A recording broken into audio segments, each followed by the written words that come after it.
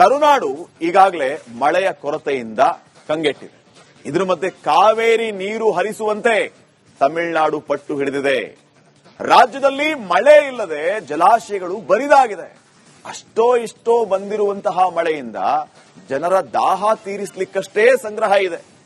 ಇದರ ಮಧ್ಯೆ ಮತ್ತೆ ಕಾವೇರಿ ಪಾಲಿಟಿಕ್ಸ್ ಕಾವೇರಿದೆ.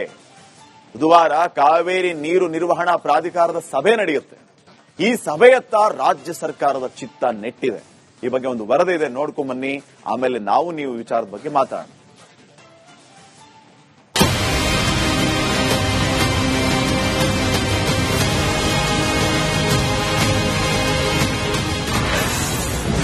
ಕಾವೇರಿ ನೀರು ಹರಿಸುವಂತೆ ತಮಿಳುನಾಡು ಪಟ್ಟು.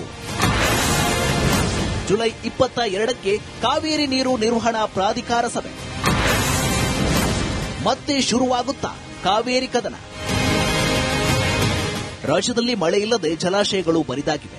ಅಷ್ಟೋ ಇಷ್ಟೋ ಬಂದಿರೋ ಮಳೆಯಿಂದ ಜನರ ದಾಹ ತೀರಿಸಲಿಕ್ಕಷ್ಟೇ ಸಂಗ್ರಹ ಇದೆ. ರಾಜ್ಯದ ರೈತರಿಗೆ ನೀರು ಬಿಡಲು ಸರ್ಕಾರ ಹಿಂದೇಟು ಹಾಕಿದೆ. ಈ ಕ್ಲಿಷ್ಟ ಸಮಯದಲ್ಲಿಯೂ ತಮಿಳುನಾಡು ನಮಗೆ ನೀರು ಕೊಡಿ ಎಂದು ಪಟ್ಟು ಹಿಡಿದಿದೆ. ರಾಜ್ಯದಲ್ಲಿ ಬರಗಾಲ ಆವರಿಸಿದೆ. ರೈತರು ಪರದಾಟ ನಡೆಸುತ್ತಿದ್ದಾರೆ. 178 ತಾಲೂಕಿನಲ್ಲಿ 60% ಮಳೆ ಕೊರತೆ ಉಂಟಾಗಿದೆ. ಜಲಾಶಯಗಳಲ್ಲಿ 40% ನೀರಿದೆ. ಇದರ ನಡುವೆ ಕಾವೇರಿ ನೀರಿಗಾಗಿ ತಮಿಳುನಾಡು ಹಠ ಹಿಡಿದು ನಿಂತಿದೆ.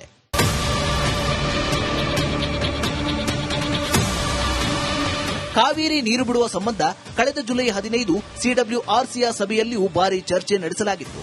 ತಮಿಳುನಾಡಿಗೆ ಜುಲೈ ತಿಂಗಳಲ್ಲಿ 31.4 ಟಿಎಂಸಿ ನೀರು ಕೊಡಬೇಕಿದ್ದು, ಮಳೆ ಇಲ್ಲದ ಕಾರಣ ಒಳಹರಿವು ಇಲ್ಲದಂತಾಗಿದೆ.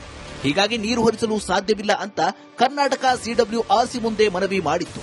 ಹೌದು, ಇರೋ ನೀರನ್ನ ಕುಡಿಯಲು ಮಾತ್ರ ಬಳಸಿಕೊಳ್ಳುತ್ತೇವೆ ಅಂತ ಸ್ಪಷ್ಟಪಡಿಸಿತ್ತು. ಕರ್ನಾಟಕದ ಮನವಿಯನ್ನ ಆಲಿಸಿದ ಸಿಡಬ್ಲ್ಯೂಆರ್ಸಿ ಸದ್ಯ ತಮಿಳುನಾಡಿಗೆ ಯಾವುದೇ ನೀರನ್ನ ಬಿಡದಂತೆ ಸೂಚಿಸಿತ್ತು. ಕರ್ನಾಟಕದ ಸಮರ್ಥ ವಾದದಿಂದ ಬೀಸೋ ದೊಣ್ಣೆಯಿಂದ ರಾಜ್ಯ ಸರ್ಕಾರ ಪಾರಾಗಿತ್ತು. ಇದೀಗ ಇದೇ ಬುಧವಾರ ಕಾವೇರಿ ನೀರು ನಿರ್ವಹಣಾ ಪ್ರಾಧಿಕಾರದ ಮಹತ್ವದ ಸಭೆ ನಡೆಯಲಿದೆ. ನವದೆಹಲಿಯಲ್ಲಿ ನಡೆಯಲಿರುವ ಸಭೆಗೆ ಕರ್ನಾಟಕ, ತಮಿಳುನಾಡು ಮತ್ತು ಪಾಂಡಿಚೇರಿಯ ಅಧಿಕಾರಿಗಳು ಭಾಗವಹಿಸಲಿದ್ದಾರೆ. ಕಾವೇರಿ ನೀರು ನಿರ್ವಹಣಾ ಪ್ರಾಧಿಕಾರ ಮಹತ್ವವೇನು? ಸಿಡಬ್ಲ್ಯೂಆರ್ಸಿ ಅಂದ್ರೆ ಕಾವೇರಿ ನೀರು ನಿಯಂತ್ರಣಾ ಸಮಿತಿ. ಇದು ತಾಂತ್ರಿಕ ಮಂಡಳಿಯಾಗಿದ್ದು, ಕಾವೇರಿ ಜಲಾನಯನ ಪ್ರದೇಶದ ಮಳೆ, ಒಳಹರಿವು ಮತ್ತು ಜಲಾಶಯಗಳಲ್ಲಿನ ನೀರಿನ ಮಟ್ಟವನ್ನು ಪ್ರತಿದಿನ ಪರಿಶೀಲಿಸುತ್ತದೆ. ಅಲ್ಲದೆ ಕಾವೇರಿ ನದಿಯಲ್ಲಿ ಲಭ್ಯವಿರುವ ನೀರನ್ನ ಕರ್ನಾಟಕ ಮತ್ತು ತಮಿಳುನಾಡು ರಾಜ್ಯಗಳಿಗೆ ಹೇಗೆ ಹಂಚಿಕೊಳ್ಳಬೇಕು ಎಂದು ಇದು ಲೆಕ್ಕಾಚಾರ ಮಾಡಿ ಸಿಡಬ್ಲ್ಯೂಎಂಎಗೆ ತನ್ನ ಶಿಫಾರಸನ್ನ ನೀಡುತ್ತದೆ. ಇನ್ನು ಸಿಡಬ್ಲ್ಯೂಎಂಎ ಅಂದ್ರೆ ಕಾವೇರಿ ನೀರು ನಿರ್ವಹಣಾ ಪ್ರಾಧಿಕಾರ. ಇದು ಸರ್ವೋಚ್ಚ ನ್ಯಾಯಾಲಯದ ಆದೇಶದಂತೆ ಕಾವೇರಿ ನ್ಯಾಯಮಂಡಳಿಯ ಅಂತಿಮ ತೀರ್ಪನ್ನ ಕಟ್ಟುನಿಟ್ಟಾಗಿ ಜಾರಿಗೆ ತರುವ ಉನ್ನತ ಅಧಿಕಾರ ಹೊಂದಿದೆ. ಈ ಪ್ರಾಧಿಕಾರವು ಸಿಡಬ್ಲ್ಯೂಆರ್ಸಿ ನೀಡುವ ವರದಿ ಮತ್ತು ಶಿಫಾರಸುಗಳನ್ನು ಆಧರಿಸಿ ಕರ್ನಾಟಕವು ತಮಿಳುನಾಡಿಗೆ ಎಷ್ಟು ನೀರು ಬಿಡಬೇಕು ಎಂಬುದರ ಕುರಿತು ಅಂತಿಮ ನಿರ್ದೇಶನಗಳನ್ನು ನೀಡುತ್ತದೆ. ಸಿಡಬ್ಲ್ಯೂಆರ್ಸಿ ಡೈರೆಕ್ಟ್ ಕೊಡಲ್ಲ, ಅವ್ರು ಸಿಡಬ್ಲ್ಯೂಎಂಎ ಮೂಲಕ, ಅದು ಅಥಾರಿಟಿ, ವಾಟರ್ ಮ್ಯಾನೇಜ್ಮೆಂಟ್ ಅಥಾರಿಟಿ, ಇವರು ರೆಗ್ಯುಲೇಷನ್ ಕಮಿಟಿ. ಇವರೇನಿದ್ರು ವಸ್ತುಸ್ಥಿತಿ ನೋಡಿ ಸಿಡಬ್ಲ್ಯೂಎಂಎಗೆ ರಿಪೋರ್ಟ್ ಕೊಡಬೇಕು, ರೆಕಮೆಂಡ್ ಮಾಡಬೇಕು. ಅವರು ಆ ರೆಕಮೆಂಡೇಶನ್ ಸರಿನಾ ತಪ್ಪ ಅಂತ ಅಕ್ಸೆಪ್ಟ್ ಮಾಡಿ ಡಿಸಿಷನ್ ಕೊಡ್ತಾರೆ. ಪ್ರೊಸೀಡಿಂಗ್ಸ್ ಆಗುತ್ತೆ. ಪ್ರೊಸೀಡಿಂಗ್ಸ್ ಆಗಿಬಿಟ್ಟು ಅವ್ರು ಪ್ರೊಸೀಡಿಂಗ್ಸ್ ಇಶ್ಯೂ ಮಾಡ್ತಾರೆ. ಆ ಪ್ರೊಸೀಡಿಂಗ್ ಕಾಪಿ ಅವ್ರ ಮುಂದೆ ಹೋಗುತ್ತೆ.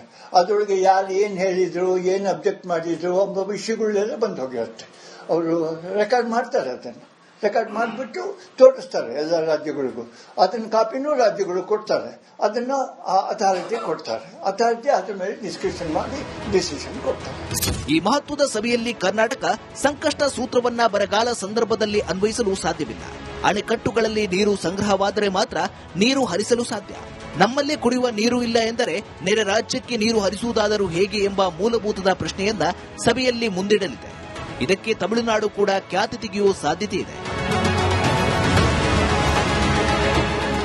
ಆದ್ರಿಂದ ಬುಧವಾರ ಸಿಡಬ್ಲ್ಯೂಎಂಎ ಸಭೆ ರಾಜ್ಯದ ಪಾಲಿಗೆ ಅತ್ಯಂತ ಮಹತ್ವವನ್ನ ಪಡೆದುಕೊಂಡಿದೆ.